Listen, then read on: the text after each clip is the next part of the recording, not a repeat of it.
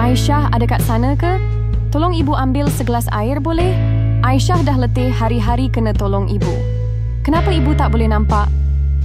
Aisyah tak suka ada ibu yang buta. Aisyah benci hidup Aisyah. Kenapa Aisyah cakap macam tu?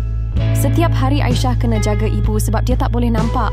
Aisyah penat hidup dengan ibu yang buta. Tapi kalau Aisyah tahu kenapa ibu Aisyah jadi macam tu, Aisyah mesti terkejut. Apa maksud Yen ni? Ibu Yen kenal ibu Aisyah dulu. Sebenarnya ibu Aisyah ada satu rahsia besar. Rahsia apa tu? Kalau Aisyah nak tahu, jom ikut Yen.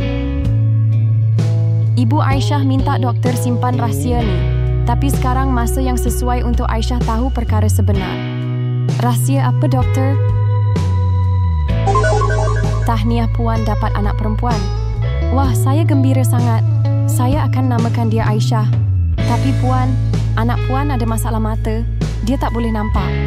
Kalau macam tu, ambillah mata saya ni. Saya akan bagi mata saya pada dia. Puan betul ke nak buat macam tu? Ya, sebab saya nak Aisyah nampak dunia. Saya nak dia hidup macam orang lain. Hah? Jadi, mata ibu sekarang ada pada Aisyah. Sampai hati Aisyah cakap macam tu dekat ibu tadi. Siapa rasa Aisyah patut minta maaf dekat ibu dia?